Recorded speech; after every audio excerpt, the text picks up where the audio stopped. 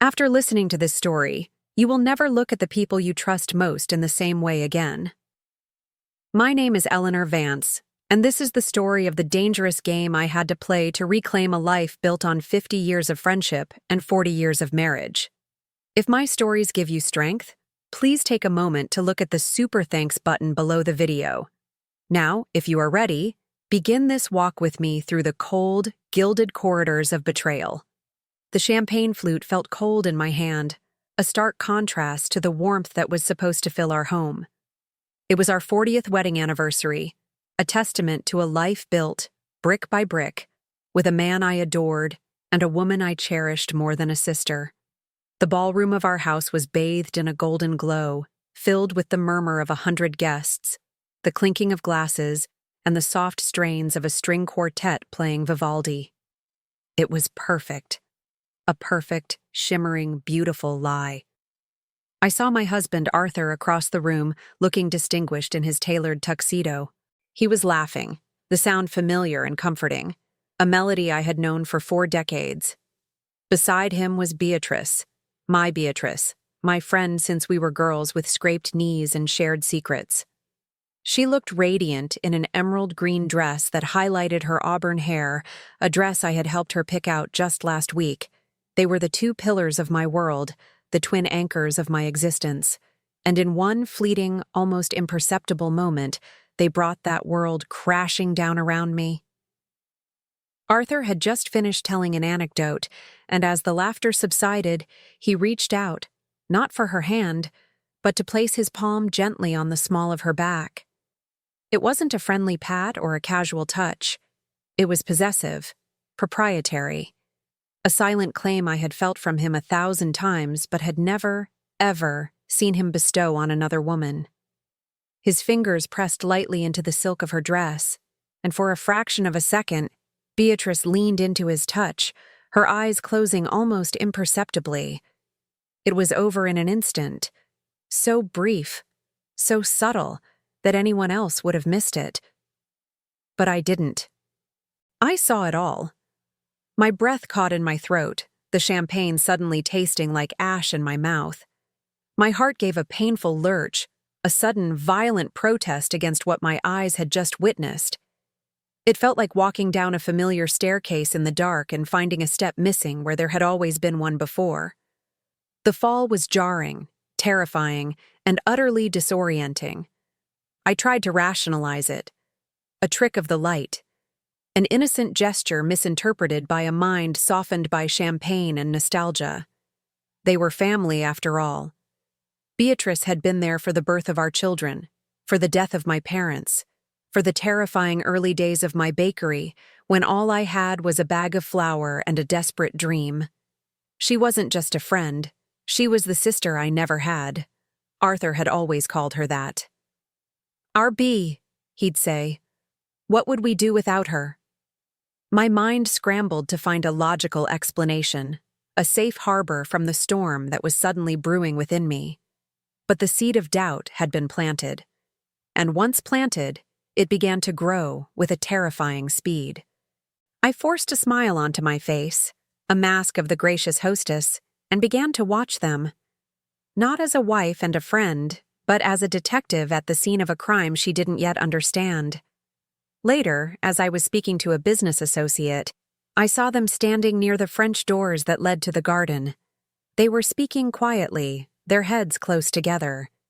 Beatrice laughed at something Arthur said, a low, intimate sound, and playfully swatted his arm. He caught her hand, his thumb stroking her knuckles for a moment longer than necessary. His smile wasn't the broad, public one he wore for our guests. It was a private, tender smile I hadn't seen directed at me in years. The moment they saw me approaching, the spell was broken. Beatrice snatched her hand back as if burned. Arthur's smile vanished, replaced by a neutral, almost guarded expression. "Eleanor, darling," Beatrice said, her voice a little too bright, a little too loud. "Arthur was just telling me about the new expansion plans for the downtown bakery. It sounds absolutely brilliant." Her praise, usually a source of comfort, now sounded hollow, a desperate attempt to fill the charged silence between them. "Yes," Arthur added, clearing his throat. "Just running some initial thoughts by B. Always good to get a fresh perspective." He avoided my eyes, turning his attention to a passing waiter to request another drink. The conversation felt staged, a clumsy piece of theater performed for an audience of one. The rest of the evening passed in a blur. I moved through the crowd, accepting congratulations, laughing at jokes I didn't hear, and smiling until my jaw ached. But my mind was elsewhere, replaying those tiny, stolen moments, analyzing every glance, every touch, every word. Each memory was another piece of a puzzle I was terrified to solve. The party felt like a wake. I was mourning the death of something precious, the loss of a trust so absolute I had never thought to question it. When the last guests had finally departed, leaving behind a trail of empty glasses and the ghost of forced merriment, a profound silence descended upon the house. Arthur was busy talking to the catering staff, settling the bill. Beatrice came to me, wrapping me in a hug that felt stiff and cold. "It was a beautiful party, Elle," she whispered, her cheek brushing against mine. 40 years. It's an inspiration to us all. I wanted to scream, to push her away, to demand answers. But I remained still, a statue carved from ice. "Thank you for everything, B," I managed to say, the words feeling like sandpaper in my throat. When she pulled away, her eyes were filled with what looked like pity. At the time, I thought it was for the monumental milestone of my marriage. Now I suspect it was for the fool she took me for. After she left, I stood alone in the center of the ballroom, the golden decorations mocking me. Arthur walked in, loosening his tie. "Well, that was a success," he said with a sigh of relief. He came over and wrapped his arms around me from behind, resting his chin on my shoulder. 40 years, my love. Can you believe it? His touch, once my safest harbor, now felt like a cage. The warmth of his body against my back did nothing to quell the chilling cold that had settled deep in my bones. "I can't," I whispered, looking at our reflection in the dark glass of the French doors. There we were, the perfect couple, celebrating a lifetime of love. But I knew, with a certainty that was as terrifying as it was absolute, that I was standing next to a stranger. The party was over, but the nightmare was just beginning. To understand the depth of that night's poison, you must first understand the garden it seeped into. My life with Arthur and Beatrice was not a casual arrangement. It was a tapestry woven over half a century, with threads of shared laughter, silent sacrifices, and an unshakable, absolute trust. Or so I had believed. My friendship with Beatrice Croft began long before Arthur entered the picture. We were two 8-year-old girls living on the same dusty street, sharing a single bicycle, and dreaming of a world far bigger than our small town. B was the brave one, the one who would climb the tallest trees and dare to speak to strangers. I was the quiet one, the dreamer, content to watch and imagine. We were two halves of a whole. When my mother fell ill, it was B who sat with me through long nights, holding my hand. When her father lost his job, it was my family who shared our meager meals with hers. Our bond was forged in the fires of hardship and loyalty. I met Arthur when I was 22. He was a junior accountant at a local firm, with kind eyes and a steady, reassuring presence that felt like coming home. He was the calm to my storm, the logic to my dreams. When I introduced him to Beatrice, she gave me a look of solemn approval. "He's a good one, Elle," she had said. "He sees you." And he did. He saw the baker in me long before I saw it myself. He believed in my talent for turning simple flour and sugar into something magical. Arthur and I married 2 years later, a simple ceremony in the town hall. Beatrice was my maid of honor, her hand firmly in mine as I said my vows. She was there when our son, Daniel, was born, cutting the cord because Arthur had fainted at the sight of blood. She was there when our daughter, Chloe, took her first steps, her arms outstretched to catch her if she fell. She wasn't an aunt. She was a second mother.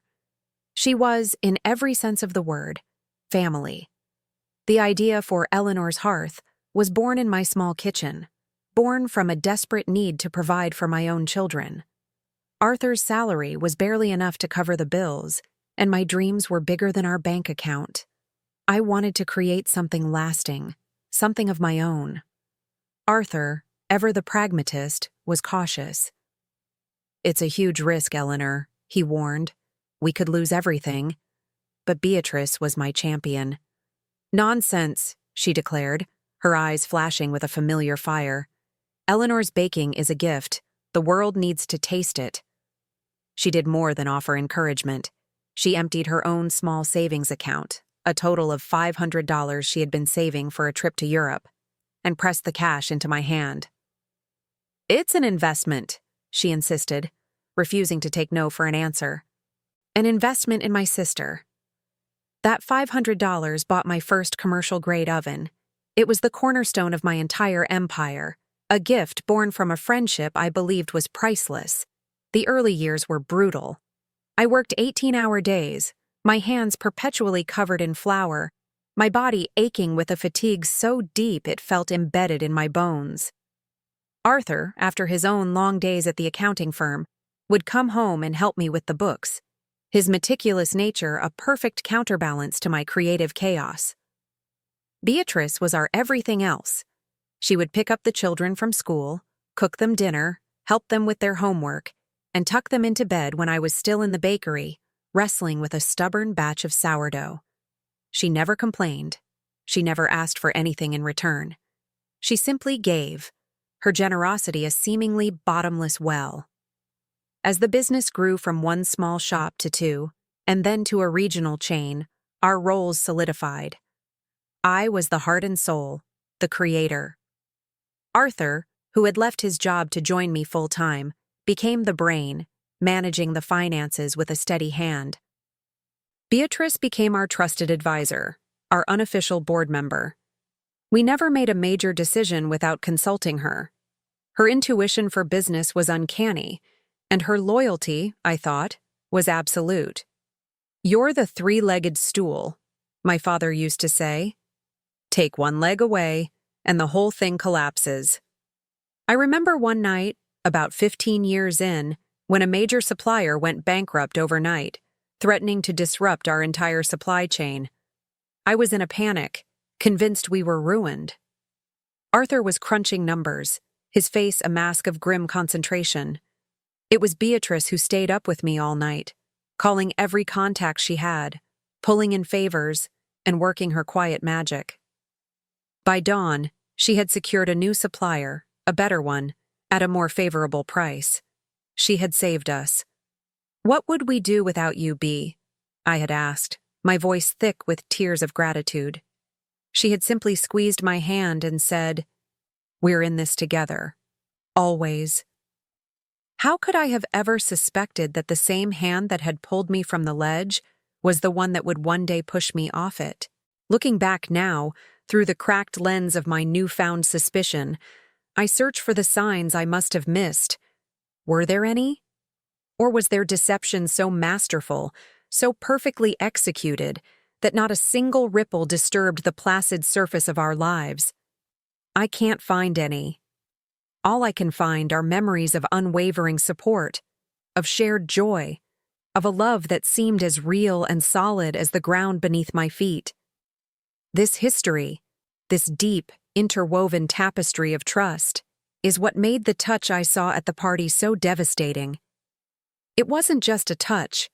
It was the desecration of a sacred text. It was the poisoning of a well from which we had all drunk for so long. As I lay in bed that anniversary night, with Arthur snoring softly beside me, the silence of the house was no longer peaceful. It was menacing. It was filled with the ghosts of 50 years of friendship and 40 years of marriage. And I was left to wonder how many of those years had been real, and how many had been part of a long, cruel, and exquisitely patient con. The foundation of my world had been built on two people. And as the sun began to rise on the 41st year of my marriage, I was faced with the terrifying possibility that my entire life was a house of cards, and a single careless touch had just brought it all down. In the stark light of the morning after, I tried to sweep my suspicions away with the leftover confetti and champagne corks. It was ridiculous, I told myself, a figment of an overtired mind. 40 years of unwavering loyalty couldn't be undone by a single misplaced touch. I was being foolish, allowing a moment's paranoia to tarnish a lifetime of trust. I repeated this mantra as I brewed coffee, as I aired out the ballroom, as I restored my house to its usual state of quiet order. But the feeling, a cold, slick unease, clung to me like a damp coat I couldn't take off. It was in the days that followed that the single thread of doubt began to weave itself into a suffocating net. The first change was subtle, almost comical in its cliché. Arthur's phone, which for years had been treated with a casual disregard, left on the kitchen counter, the arm of the sofa, even in his car overnight, suddenly became an extension of his body. It was always in his hand or in his pocket. He started taking it with him into the bathroom, a habit he had always ridiculed in others. When it rang, he would glance at the screen with a flicker of something, anxiety, anticipation, before quickly silencing it or walking out of the room to answer. "It's just the new suppliers," he'd say dismissively if I asked. "They're in a different time zone, incredibly demanding." The excuses were always plausible, always related to the business, yet they felt thin, brittle, like a pane of glass on the verge of shattering. Then came the late meetings. Suddenly, Arthur's schedule was filled with evening engagements. "Dinner with potential investors," he'd announce, already knotting his tie. "A strategy session with the logistics team that just can't be moved." These meetings always seemed to end well past midnight, and he would return home smelling of expensive wine and a faint, cloying perfume that was definitely not mine. When I commented on it once, a note of gentle inquiry in my voice, he became defensive. "It was the marketing consultant Eleanor, a woman. Are we not allowed to work with women now?" The accusation in his voice was so sharp, so unlike him, that I recoiled, apologizing for my foolishness while a cold knot tightened in my stomach. He was making me feel like the villain, the suspicious wife, and I hated him for it. Beatrice, too, began to act strangely. Her visits became more frequent, but they lost their comfortable, easygoing nature. They felt more like missions, reconnaissance trips into enemy territory. She would arrive unannounced, bearing pastries from my own bakeries, a gesture that felt more like an insult than a kindness, and her conversation would circle relentlessly around the same topics: Arthur's stress, my well-being, and our marriage. "How are you, Elle?" "Really?" she would ask, her eyes searching my face with an unnerving intensity. "You seem a bit down lately. Is Arthur treating you well? He's been under so much pressure with this new expansion." She was planting seeds, I realized, providing a preemptive narrative for Arthur's odd behavior. He wasn't being secretive, he was stressed. He wasn't being distant, he was preoccupied. She was his defender, his alibi, his co-conspirator in managing my perception of reality. The breaking point, the moment my denial finally crumbled into dust, came on a Tuesday evening, 2 weeks after the party. Arthur was on the phone in his study, the door left slightly ajar. I was walking past on my way to the bedroom when I heard his voice, low and urgent. No, that's not what I mean," he was saying, his tone laced with an exasperation I rarely heard. There was a pause. Then he said the words that stopped my heart. "Listen, she doesn't suspect a thing. Everything is going according to plan. Just be patient. We're almost there." My blood turned to ice. I stood frozen in the hallway, the carpet seeming to dissolve beneath my feet. She doesn't suspect a thing. Who was she? Me, obviously. And what plan? What were they almost there for? I wanted to burst into the room, to rip the phone from his hand and demand to know who was on the other end. But I held myself back, a cold, calculating part of my brain taking over. An accusation without proof was just hysteria. I needed more. I retreated to the kitchen, my hands shaking so badly I could barely pour a glass of water. My mind was racing, trying to fit the pieces together. A plan, a secret, a she who was being kept in the dark. 10 minutes later, Arthur emerged from the study, a placid, composed look on his face. "Sorry about that, darling," he said, kissing the top of my head. "Just a frustrating call about the new packaging supplier. They're trying to change the terms of our contract." The lie was so smooth, so effortless, it was almost believable. Almost. Before I could respond, the doorbell rang. It was Beatrice. Her timing was so perfect it had to be planned. I was just in the neighborhood and thought I'd pop in," she said, her smile wide and brilliant. She bustled into the kitchen, her presence filling the room with a nervous energy. "Arthur, you look exhausted," she said, touching his arm with a familiar intimacy that now made my skin crawl. "This new product launch is really taking a toll on you, isn't it?" And there it was, the cover story. The meticulously crafted explanation for the secret plan. It wasn't a betrayal. It was a surprise product launch. It wasn't a conspiracy. It was just business stress. They were tag-teaming me, one creating the lie, the other reinforcing it. I felt a wave of nausea. They thought I was a fool, a simple-minded old woman who could be easily placated and misled. They were not just deceiving me. They were insulting my intelligence. I played along, offering Beatrice tea, discussing the weather, talking about our children. But inside, a quiet, cold fury was beginning to build. The woman who had cried in my arms when her first love broke her heart, and the man who had held my hand while I gave birth to our son, were now sitting in my kitchen, looking me in the eye and lying with an ease that was breathtaking. The trust that had been the bedrock of my life was gone. In its place was a gaping chasm of uncertainty and fear. That night, I knew I could no longer afford to be the trusting wife or the loyal friend. My suspicion was no longer a thread, it was a lifeline. And I had to follow it, no matter how dark the place it led me to.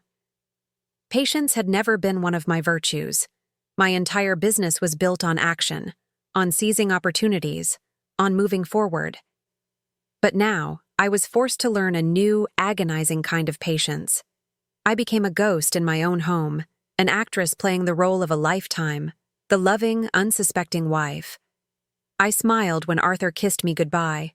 I poured tea for Beatrice when she came to visit, and all the while, I was watching, listening, and waiting for the moment the carefully constructed facade would crack. My chance came a week later.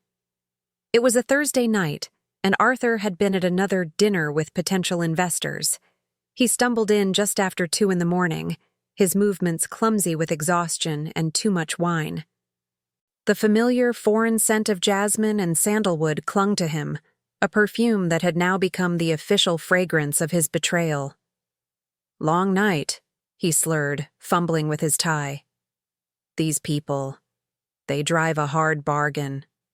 He tossed his suit jacket carelessly onto the armchair in our bedroom before collapsing onto the bed, fully clothed. Within minutes, a deep, alcohol-fueled snore filled the room. The sound, once a comforting rhythm of our shared life, now grated on my nerves like nails on a chalkboard. For a long time, I just lay there in the darkness, staring at the ceiling, my heart pounding a frantic, angry rhythm against my ribs. This was it. This was my opportunity. My hands trembled as I slipped out of bed, my feet silent on the plush carpet. The act of going through my husband's pockets felt like a profound violation, a final crossing of a line I had never imagined I would approach, let alone leap over.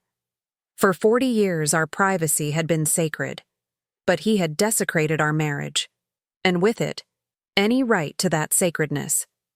His jacket felt heavy in my hands, heavy with the weight of his lies. I checked the inside pocket first. Nothing but his wallet and a pen. I checked the side pockets. A few loose coins, a business card from a concrete supplier, and a neatly folded handkerchief. My heart sank with a strange mix of disappointment and relief. For a fleeting moment, I allowed myself to think I might have been wrong. And then my fingers brushed against a thin, crisp piece of paper tucked deep into the lining. I pulled it out. It was a receipt. My breath hitched. It wasn't from a fancy downtown restaurant where one might entertain investors. It was from a place called the Willow Creek Inn, a discreet upscale boutique hotel on the far side of town, known for its seclusion and privacy. It was a place people went when they did not want to be seen. The charge was for one room, for a single night. The date was from the previous Tuesday, the night he had claimed to be locked in a marathon logistics strategy session that had left him too tired to even speak. The total was $350, paid in cash. A cash transaction left no paper trail on a credit card statement. It was a deliberate, calculated act of concealment. I sank onto the edge of the armchair, the small piece of paper feeling as heavy as a tombstone in my hand. This was it. The first piece of concrete, undeniable proof.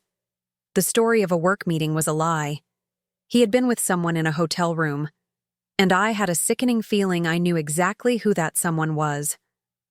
I took a photo of the receipt with my phone, my hand shaking so violently the first two pictures were blurry.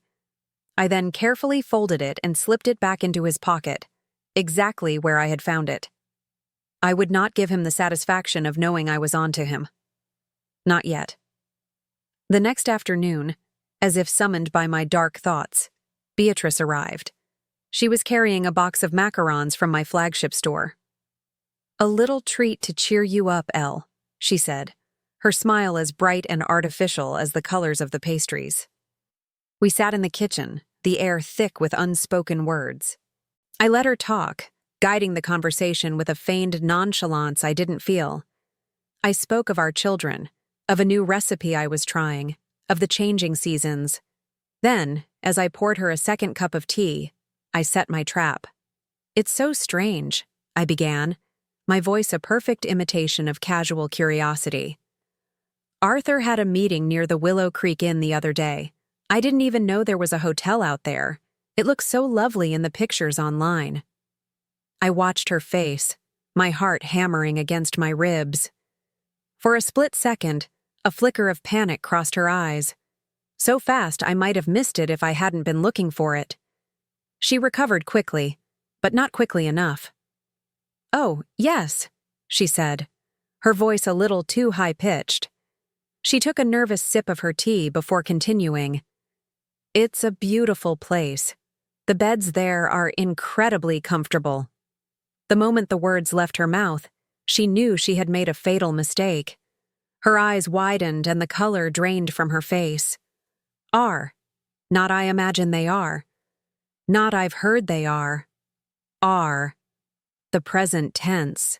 A confession in a single, carelessly chosen verb. She had been there. She knew the comfort of those beds firsthand. She scrambled to correct herself, a frantic, clumsy attempt to put the worms back in the can. "I mean, that's what I've heard," she added, with a laugh that sounded more like a choke. "A friend of my cousin's stayed there last year. She said it was just divine." But the damage was done. The air in the kitchen crackled with her lie. She knew I had caught her, and I knew she knew. She didn't stay long after that. She made a flimsy excuse about a forgotten appointment and practically fled my house, leaving the box of macarons, those brightly colored symbols of her hypocrisy, sitting on my kitchen counter. After she was gone, I stood by the window for a long time, watching the rain begin to fall outside. The two separate threads of my suspicion, Arthur's lies and Beatrice's strange behavior, had now been tied into a single, ugly knot. This wasn't just an affair. It was a conspiracy. My husband and my best friend were in this together, lying to me, manipulating me, and coordinating their stories. The quiet fury I had felt before was now solidifying into something colder, harder, and far more dangerous. resolve. I was no longer a wife in doubt. I was a woman betrayed. And I knew then that simply confronting them would not be enough. They had made a fool of me. They had insulted my intelligence and desecrated 50 years of my life. They deserved more than a tearful showdown. They deserved to have their world of lies systematically, publicly, and devastatingly dismantled. And I would be the one to do it. My own amateur sleuthing had taken me to the edge of a dark abyss, but I knew that to see what lay at the bottom, I needed a professional. I couldn't risk tipping my hand. Arthur and Beatrice were watching me, their feigned concern a constant, suffocating presence. Every question I asked, every deviation from my routine, would be scrutinized. I needed someone who could move through the shadows, someone who could find the truth without leaving a single footprint. I remembered a name from years ago, Frank Finch. He was a retired police detective who had helped us with a minor embezzlement case at one of our bakeries. He was discreet, relentless, and had a face that was utterly forgettable, which was his greatest asset. Finding his number in an old Rolodex felt like unearthing a weapon. We met in a small, greasy spoon diner 20 miles out of town, a place where the coffee was bitter and the vinyl on the booths was cracked. It smelled of old grease and quiet desperation, a fitting backdrop for the story I was about to tell. Frank Finch looked older, his face more lined, but his eyes were the same, sharp, intelligent, and missing nothing. I slid a manila envelope across the table. It contained the photo of the hotel receipt and a summary of my observations. The furtive phone calls, Beatrice's slip-up, their coordinated lies. "I think my husband is having an affair with my best friend," I said, the words feeling foreign and ugly in my mouth. "But I think it's more than that. I need to know everything, Frank. No matter how bad it is." He listened without interruption, his gaze steady on my face. He didn't offer sympathy or judgment. He simply nodded, his expression a mask of professional calm. "I'll need a retainer," he said quietly, "and I'll need you to act as if this conversation never happened. Can you do that?" I thought of the 40 years of practice I'd had playing a role, even if I hadn't known it. "Yes," I said, my voice firmer than I felt. "I can do that." The week that followed was the longest of my life. I lived in a state of suspended animation, going through the motions of my daily life while my soul was in turmoil. I discussed quarterly reports with Arthur, his voice a drone in my ears as I imagined him whispering secrets to Beatrice. I had coffee with Beatrice, her laughter echoing in my kitchen as I pictured her in a hotel room with my husband. Their solicitude was almost unbearable. They hovered over me, asking if I was feeling all right, suggesting I take a holiday, telling me I was working too hard. They were trying to build a cage of concern around me, to manage my emotions, to keep me docile and unsuspecting while they carried out their grand betrayal. Every kind word felt like a lie, every touch a violation. It took every ounce of my strength not to scream, not to shatter the fragile peace with the truth I was on the verge of discovering. Frank called me a week later on a prepaid burner phone he had given me. "I have something," was all he said. "Meet me at the same place. 1 hour." The 20-mile drive felt like an eternity. My hands were slick with sweat on the steering wheel. This was the moment of truth.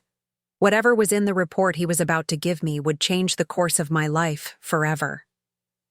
He was already at our booth when I arrived, a thick brown envelope on the table in front of him. He looked at me, and for the first time, I saw a flicker of something that looked like pity in his eyes.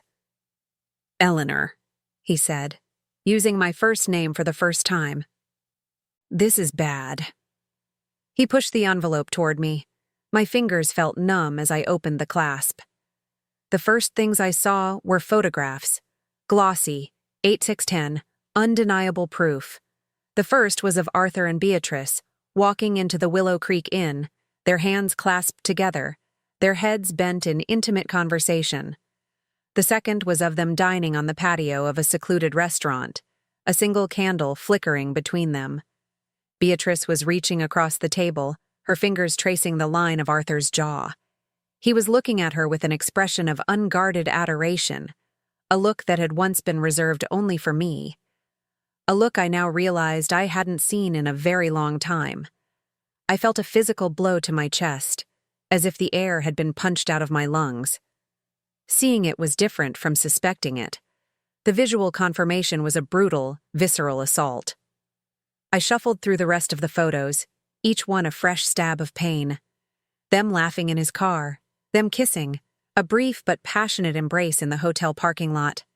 My husband and my best friend. The two pillars of my world, locked in a lover's embrace. I thought that was the worst of it.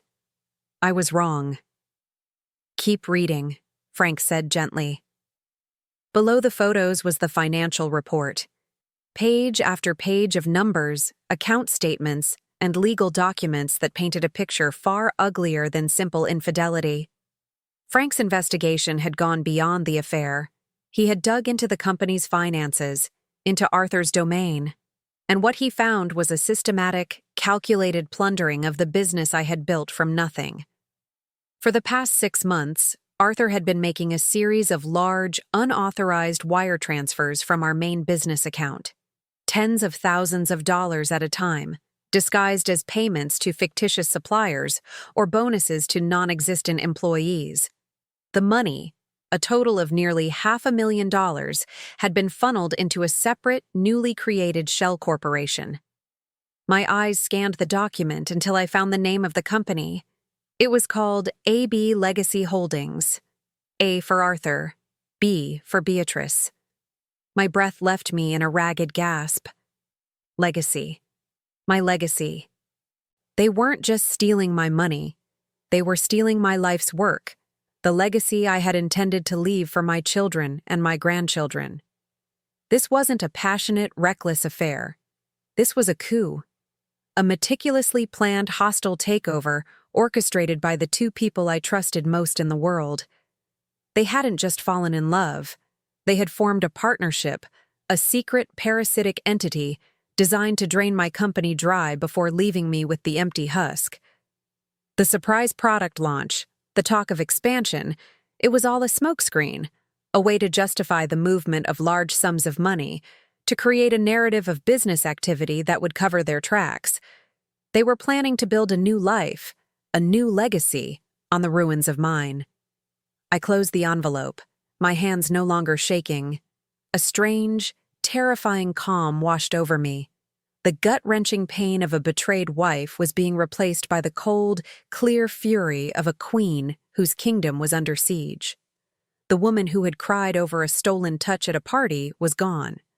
The woman who had agonized over a hotel receipt was gone. In their place was someone I barely recognized, someone forged in the crucible of this absolute betrayal. I looked at Frank, my eyes dry. "They're not just taking my money," I said, my voice low and steady, a razor's edge. "They are trying to erase me." Frank simply nodded. "So what do you want to do now, Eleanor?" I thought of all the years of sacrifice, the sleepless nights, the flour under my fingernails, the love I had poured into every loaf of bread. I thought of Beatrice's $500, the seed from which my entire forest had grown, and how she had returned to poison the roots. "Frank," I said, a slow, dangerous smile spreading across my face, "I want to burn their world to the ground." Frank Finch did not flinch. He looked at me across the grimy diner table, the cold fury in my eyes reflected in his own steady gaze. He had seen this before, the moment a victim decides to become a predator. "There are 2 ways to do this, Eleanor," he said, his voice a low, practical rumble. "We can go the legal route. Quiet, efficient. We take this evidence to the district attorney. They'll face charges for embezzlement, fraud. They'll likely do time. You'll get most of your money back eventually." He paused, letting the sensible, clean option hang in the air between us. "Or," he continued, a knowing glint in his eye, "we can do it your way. The way that doesn't just seek justice, but retribution. The messy way. I thought of Beatrice's pitying eyes at my party. I thought of Arthur's easy lies about late-night meetings. I thought of them whispering together, planning the theft of my life's work under the name AB Legacy. A quiet legal battle felt clinical, sterile.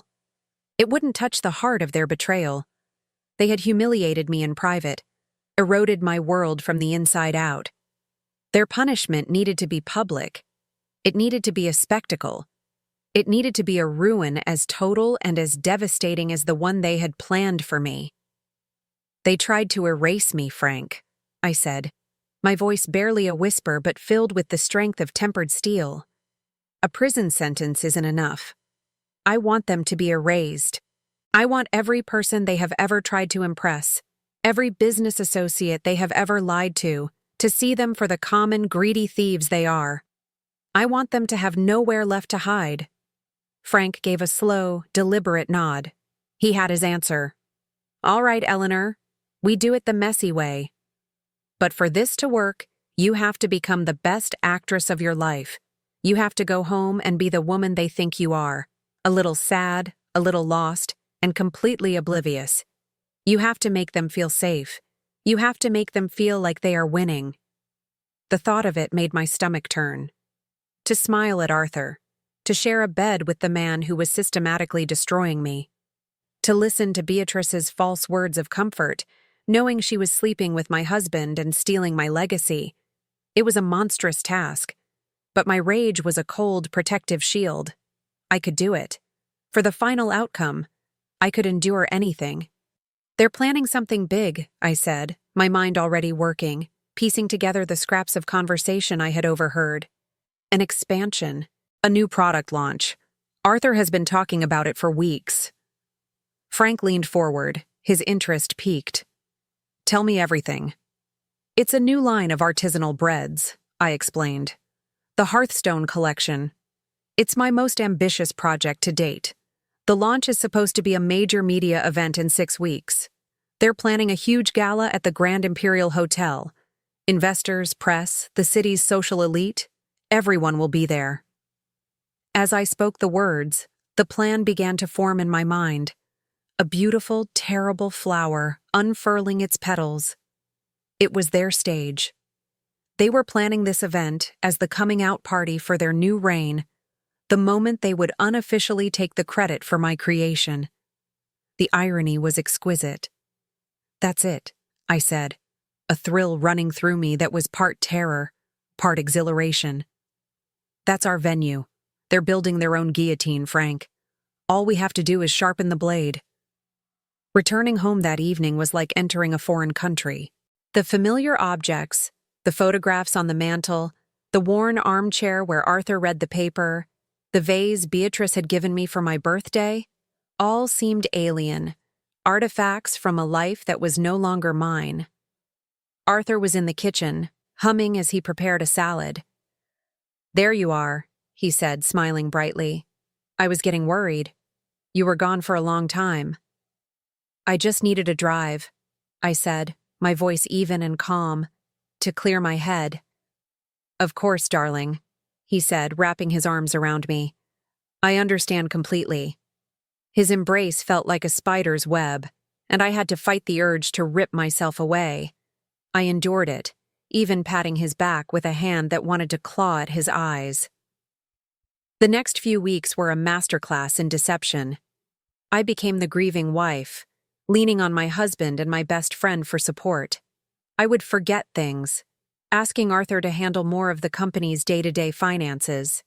My head is just so foggy, I'd sigh. I'm so lucky to have you to take care of everything. He would preen under the perceived trust, assuring me that he had it all under control. With Beatrice, I played the role of the needy, lonely friend. I'd invite her over, confiding in her about how distant Arthur seemed. He's just so stressed with the launch, she'd say, her eyes full of fake sympathy. He's doing it all for you, Elle, to secure your future. The audacity of her lies was breathtaking. Behind this facade, I was a general planning a war. Frank and I met secretly once a week in that same dingy diner. He brought me updates, more evidence, audio recordings from a bug he had managed to plant in Arthur's home office. I listened to my husband and my best friend discuss their plans in sickening detail, their voices filled with excitement and greed. They talked about the house they would buy in the south of France, the cars they would purchase, the new life they would lead once the old woman was out of the picture. They never used my name. I was just an obstacle, a problem to be managed and, eventually, discarded. Each recording was a fresh dose of poison, but it only strengthened my resolve. Frank, meanwhile, was working with a forensic accountant, creating a clear, easy-to-understand presentation of the financial theft. A presentation that would be perfect for a very large screen. The centerpiece of my performance came 3 weeks before the launch. I called a family dinner, just me, Arthur, and Beatrice. I cooked their favorite meal, roast chicken and potatoes. Over dessert, I raised my wine glass.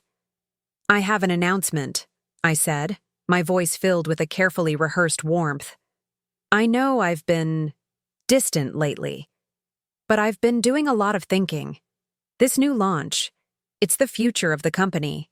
And I realize I don't have the energy I once did. You two have been working so hard." I looked from Arthur's expectant face to Beatrice's triumphant one. "So, I've decided that at the launch event, I'm going to make a special announcement. I'm going to officially hand over the reins of the company to both of you." The shock on their faces was quickly replaced by unrestrained glee. They thought they had won. They thought their long, patient con had finally paid off. Arthur rushed to hug me, his embrace tight and victorious. "Eleanor, you won't regret this," he whispered in my ear. Beatrice was in tears, real or fake, I couldn't tell. "We'll make you so proud," she sobbed, clutching my hand. Oh, I knew they would. They had no idea just how proud I was going to be, as I watched them march into the beautiful, perfect trap I was setting just for them. The 3 weeks leading up to the launch event were the most surreal of my life. I was living inside a pressure cooker, the atmosphere in my home thick with a triumphant energy that was not my own. Arthur and Beatrice, completely convinced of their impending victory, were unbearable. They had swallowed the bait, hook, line, and sinker. My promise to hand over the company had unleashed their true natures, and the transformation was both fascinating and grotesque. Arthur started referring to the company as my business in casual conversation. He would discuss future plans not with me, but at me, his tone condescending, as if he were patiently explaining his grand vision to a slow-witted retiree. "Eleanor, once we're in charge," he'd begin, "the first thing we'll do is streamline the management. There's a lot of dead wood that needs clearing out." The dead wood he referred to were employees who had been with me for decades, people whose children I knew by name, whose loyalty had been the bedrock of my success. Beatrice was even worse. She began to embody the role of the new matriarch with a chilling enthusiasm.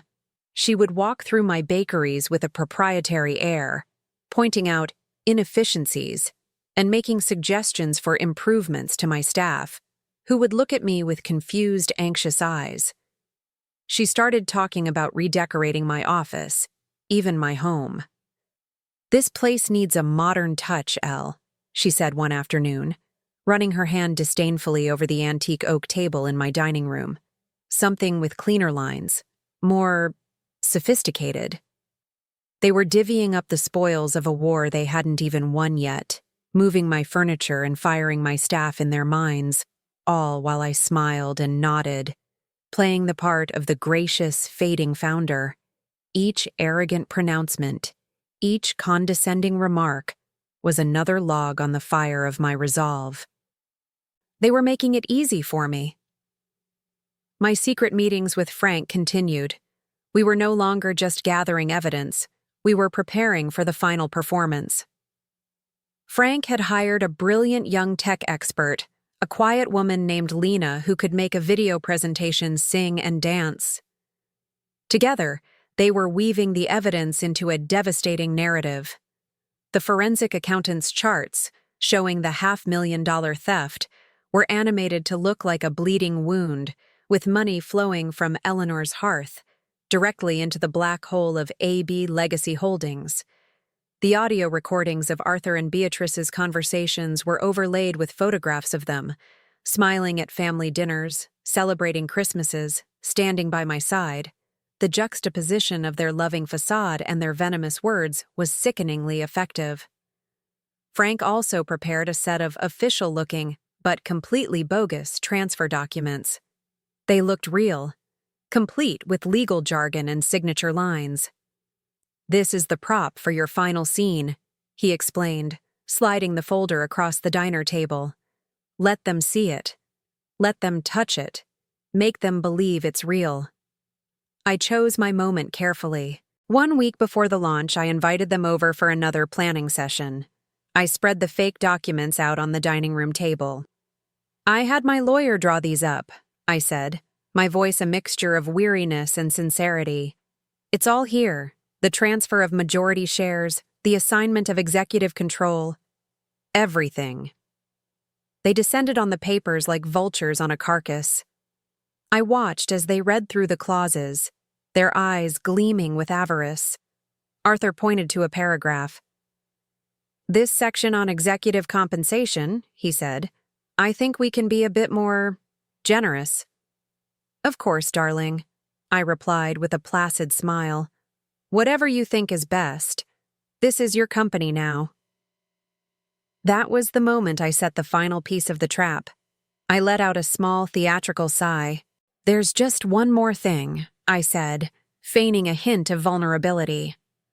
"As a final gesture of my faith in you both, and to ensure the Hearthstone collection launches with the biggest splash possible, I've decided to liquidate a significant portion of my personal investment portfolio, about $2 million, and inject it directly into the company's main operating account." I watched their faces. The casual greed I had seen before morphed into a raw electric shock of pure ecstasy. $2 million. It was a sum beyond their wildest dreams. It wasn't just my company they were getting now. It was my personal fortune as well. The bait was irresistible. "The transfer will clear the day before the launch," I continued. "So when I sign these papers over to you on stage, you won't just be inheriting a company. You'll be inheriting a war chest. My final gift to you." Arthur was speechless, his face flushed with a dark, triumphant red. Beatrice, however, saw a potential snag. A flicker of cunning crossed her face. "But Elle," she said, her voice laced with a honeyed concern, "shouldn't we sign these now? Just to make it official? In case something happens?" It was the moment I had been waiting for. I smiled a sad, gentle smile. "Oh, Bea, don't be so morbid. This isn't just a legal transaction for me, it's symbolic. I want the world to see it. I want to stand on that stage, with all our friends and employees watching, and physically hand you the pen. I want to see the looks on your faces when you officially take control of the future you've worked so hard for." How could they argue with that? My appeal to their monumental egos was the perfect checkmate. They wanted the public coronation, the applause, the validation. A quiet signing in a dining room wouldn't suffice. They wanted to be seen as the saviors, the brilliant successors, not as the backstabbing thieves they were. "Of course, Eleanor," Arthur said, shooting Beatrice a silencing look. "You're right. It will be a perfect moment." From that day on, they were no longer just confident, they were invincible. They moved with the swagger of kings who had already won their kingdom. They treated me with a kind of benevolent pity, the way one might treat a beloved but slightly senile old pet. They were so blinded by their greed and their arrogance that they couldn't see the abyss that was opening up right at their feet. The trap was woven, the threads pulled tight. Every document was prepared.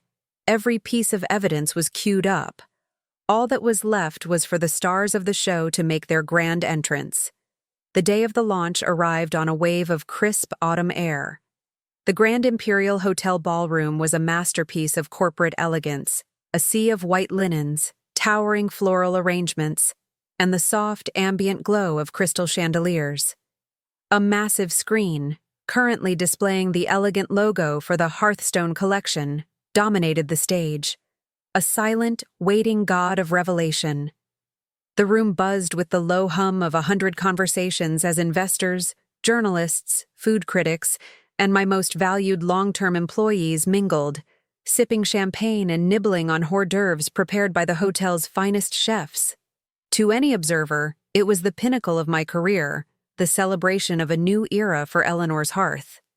For me, it was a meticulously set stage for an execution. I moved through the room with a serenity that felt both alien and deeply empowering. I wore a simple, elegant navy blue dress, a stark contrast to the glittering gowns around me. I needed to look like a woman in control, not a victim in mourning.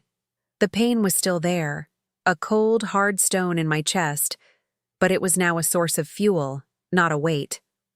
I greeted guests with a warm smile, accepted their congratulations with a gracious nod, and all the while, I felt like I was watching a film of my own life. I was both the main character and the detached director, ensuring every actor hit their mark. I saw Frank near the main soundboard, disguised as an audio-visual technician, a clipboard in his hand and a bored expression on his face. He caught my eye for a fraction of a second and gave an almost imperceptible nod. Everything was ready. The presentation, our digital guillotine, was loaded and patched directly into the main projector.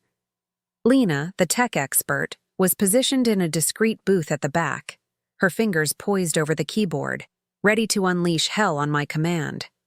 Then, they arrived. Arthur and Beatrice made their entrance not as guests, but as conquering heroes. Arthur wore a new, ridiculously expensive-looking tuxedo, his silver hair perfectly coiffed.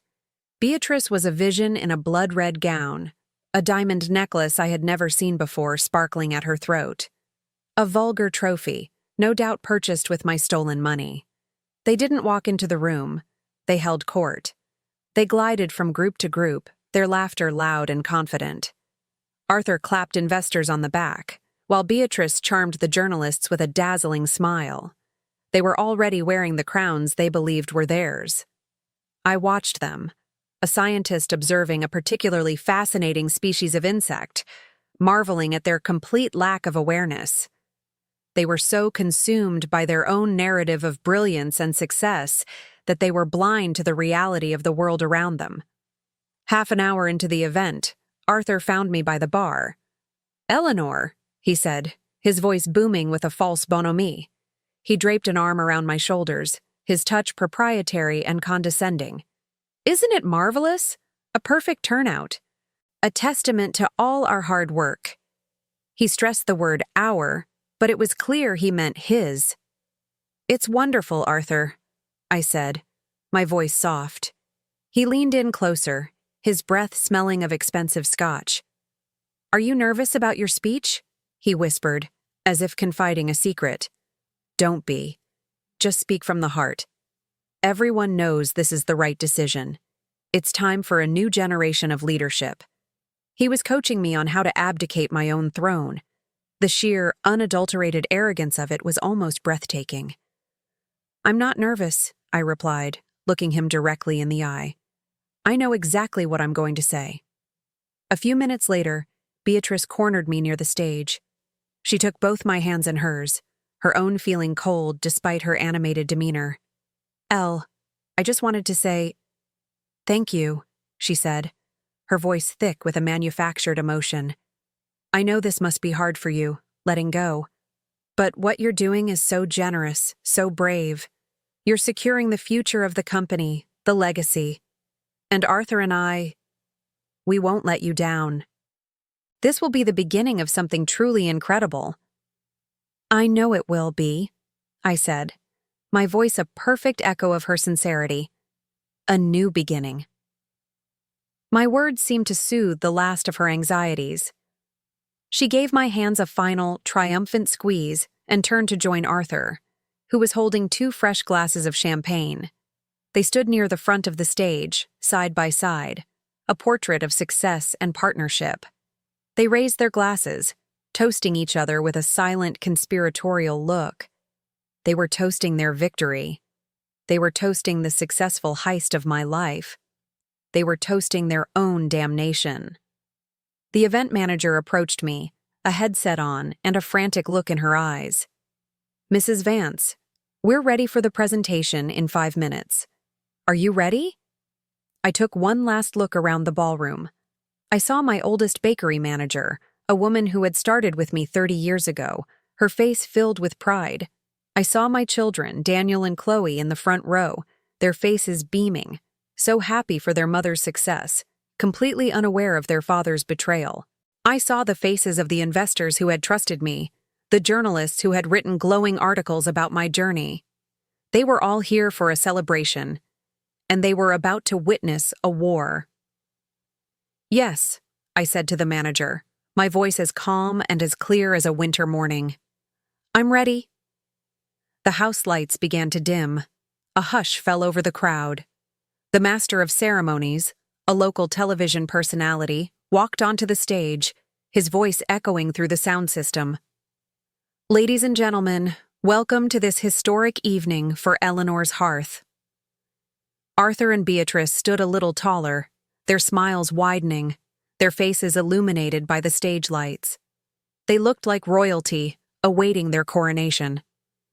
They were completely, blissfully, and beautifully unaware that the storm was about to break. And I, the quiet, gentle woman they had so profoundly underestimated, was the storm. The master of ceremonies finished his glowing introduction with a flourish. "A true icon of our city, the heart and soul of this incredible company, please join me in giving a warm welcome to Mrs. Eleanor Vance." A wave of applause filled the ballroom. I walked toward the podium, the bright spotlight feeling like a warm, clarifying sun. My steps were steady, my back straight. I could feel hundreds of pairs of eyes on me, but the only ones I saw were in the front row. My children, Daniel and Chloe, were looking at me with such love and pride it was a physical pain. And next to them, Arthur and Beatrice, their faces glowing with avarice, their smiles wide and predatory. They were on the edge of their seats, like runners waiting for the starting pistol, ready to leap onto the stage and claim their prize. I reached the podium and adjusted the microphone, the silence in the room now absolute. I smiled, a genuine, warm smile at the crowd. "Thank you all for being here tonight," I began, my voice calm and clear, amplified throughout the vast space. 40 years ago, I started Eleanor's Hearth with a $500 loan from my dearest friend and a dream. Tonight, we celebrate the future with the launch of our Hearthstone collection. It represents a new beginning. I saw Arthur and Beatrice exchange a triumphant glance. This was it. I was following their script perfectly. "A legacy is a fragile thing," I continued, my tone shifting slightly, a new, harder edge creeping into my voice. "It's built on trust, loyalty, and integrity, but it can be poisoned from the inside. It can be corroded by greed and betrayal." Out of the corner of my eye, I saw Arthur frown slightly, a flicker of confusion crossing his face. Beatrice's smile tightened. In the back of the room, I gave Frank the almost imperceptible signal we had rehearsed. He nodded to Lena. The giant screen behind me, which had been displaying the elegant company logo, flickered and went black for a single, heart-stopping second. Then, it came to life. But it wasn't the promotional video for the new bread line. It was a photograph. A crystal-clear, high-definition image of Arthur and Beatrice in the parking lot of the Willow Creek Inn, locked in a passionate kiss. A collective gasp swept through the ballroom like a physical wave. It was so loud it felt like the air itself was recoiling in shock. I saw my daughter Chloe's hand fly to her mouth, her eyes wide with horror. Daniel just stared, his face a frozen mask of disbelief. Arthur and Beatrice froze, their triumphant smiles vaporizing, replaced by identical expressions of stark, white-faced terror. They looked like statues, caught in the flash of an explosion. Before the crowd could even process the first image, the slideshow began. The next image was the hotel receipt, the cash payment circled in red. Then, a photo of them dining intimately, Beatrice's hand on Arthur's face. Another of them entering the hotel lobby, their hands intertwined. "For the past year," I said, my voice cutting through the stunned silence like a shard of glass, "my husband of 40 years and my best friend of 50 have been engaged in a secret affair." The murmur in the room grew into a roar of shock and disgust. "But this story," I continued, my voice rising, "is not just about infidelity. It's about a much deeper, much uglier betrayal." The screen changed again. The animated charts from the forensic accountant appeared, stark and damning. A river of red, representing my money, flowed from the Eleanor's Hearth account into a box labeled AB Legacy Holdings. The amount, $487,000, was displayed in huge, unforgiving numbers. While I was busy running the company I built, my husband, the man I entrusted with our finances, was systematically embezzling nearly $500,000. The investors in the room were now on their feet, their faces grim, pointing at the screen and talking urgently amongst themselves. And my dearest friend Beatrice, the woman who helped me start this business, was his partner in this crime. They were planning to drain my company, my legacy, and leave me with nothing. Then came the final, most devastating blow.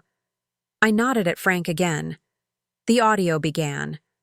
The sound of Arthur's voice, my husband's voice, filled the ballroom, clear and chillingly casual. "She doesn't suspect a thing. Everything is going according to plan. Just be patient. We're almost there."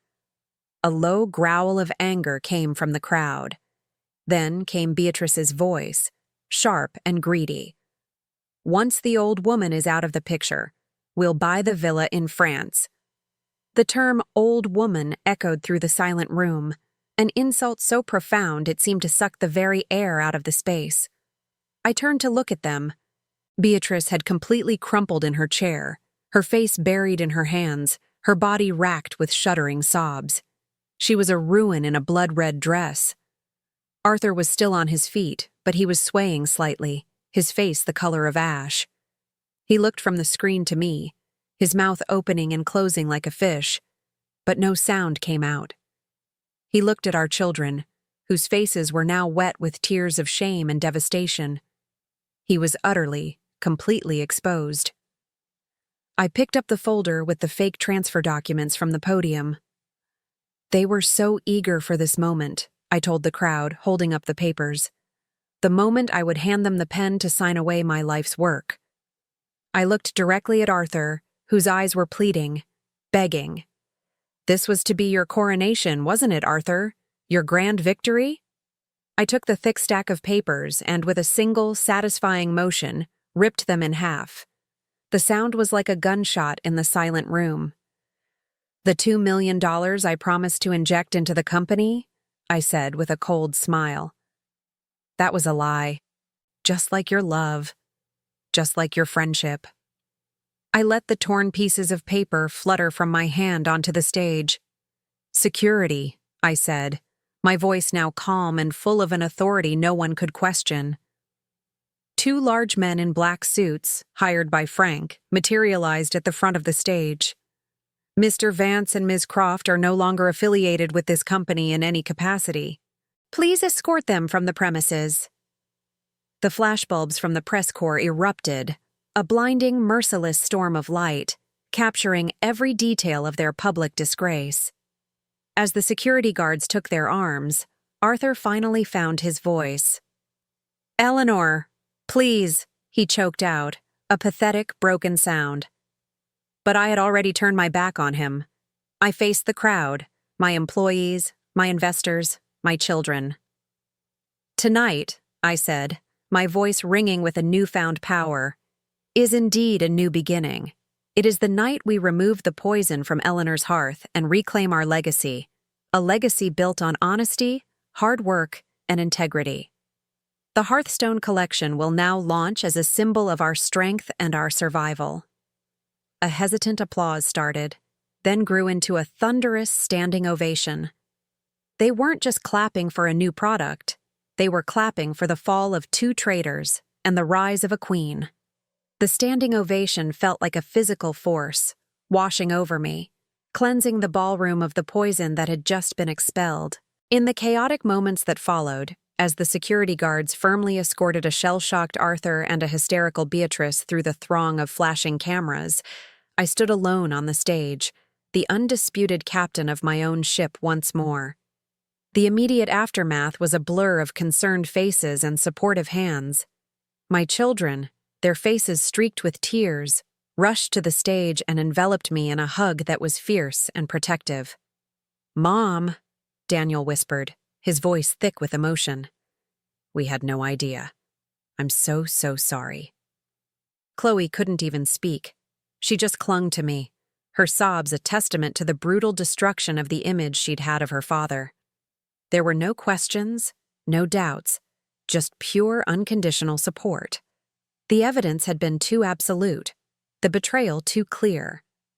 The fallout was swift and merciless, just as I had planned. Frank, ever the professional, had arranged for uniformed police officers to be discreetly waiting in the hotel lobby. They weren't there for the spectacle, but for the aftermath. Arthur and Beatrice were not just escorted from the party. They were arrested for corporate fraud and embezzlement. The story was the headline of every local news outlet the next morning. Bakery Queen exposes husband's treachery in shocking gala reveal. The public humiliation I had engineered was total. Their names, once respected in the community, became synonymous with scandal and greed. They were pariahs overnight. The legal battle was short. Faced with Frank's mountain of irrefutable evidence, the recordings, the financial trail, the photographs, they had no defense. Arthur, a broken and aged man I barely recognized, pleaded guilty in exchange for a lighter sentence. He was sentenced to 7 years in a federal prison for his crimes. Beatrice, who tried to claim she was a manipulated victim, was found guilty by a jury in less than an hour. She received a 5-year sentence.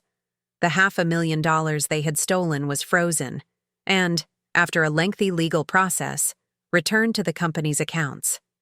They lost everything: their freedom, their reputation, and every penny they had stolen. The company, my company, did not crumble. It thrived. In the days following the event, I held a series of town hall meetings with my employees. I laid everything bare: the theft, the betrayal, and my plan to reclaim our future. I promoted my most loyal and talented managers, the dead wood Arthur had planned to fire, into key leadership positions. The Hearthstone collection, launched amidst the biggest scandal the city had ever seen, became an overnight sensation. People bought the bread not just because it was good, but as a show of support, a vote of confidence in the woman who had refused to be a victim. Sales skyrocketed. Our story, my story, became the brand's greatest asset. It was a story of resilience, integrity, and the sweet taste of justice. My relationship with my children was transformed. The shared trauma of their father's betrayal forged a new, unbreakable bond between us. We had difficult conversations, cried together, and slowly began to piece together a new definition of family, one built not on a lie, but on a difficult truth. They became my fiercest protectors and my most trusted advisors.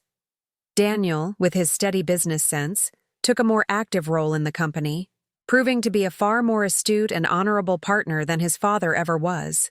Chloe, a graphic designer, spearheaded a complete rebranding of the company, infusing it with a fresh, modern energy that reflected our new beginning. I never heard from Beatrice again after her conviction. She became a ghost, a cautionary tale whispered at dinner parties. The 50-year friendship was a gaping wound that I knew would never fully heal, but it no longer had the power to poison me. It was a scar I would carry, a reminder of the high cost of blind trust. As for Arthur, he wrote to me once from prison, a letter filled with self-pity and blame. He blamed Beatrice's influence, his financial pressures, even my success, for his downfall. There was no remorse, no real apology. I read the letter, then threw it into the fireplace and watched it turn to ash, a final cleansing ritual.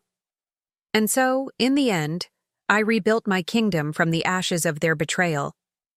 I found a new, quieter kind of happiness, one not dependent on the approval or presence of others. I ran my company, I cherished my children, and I learned to trust my own instincts above all else. I had walked through the fire and emerged not just unscathed, but forged into someone stronger, someone wiser, someone who knew her own worth. The anniversary party was meant to be the end of my story, the quiet fading of the old woman. Instead, it was the beginning of my true legacy. And so, I was reborn from my own ashes. They thought they could take everything from me, but they forgot the most precious things I owned: my honor and my strength. And you? Have you ever had to face such a monumental betrayal in your life? Share your story and where you're listening to this video from in the comments below. Knowing that there are other brave souls like you out there gives me strength. Remember, even after the darkest night, the sun always rises again. Close your eyes and remember your own power. I'll see you in the next story.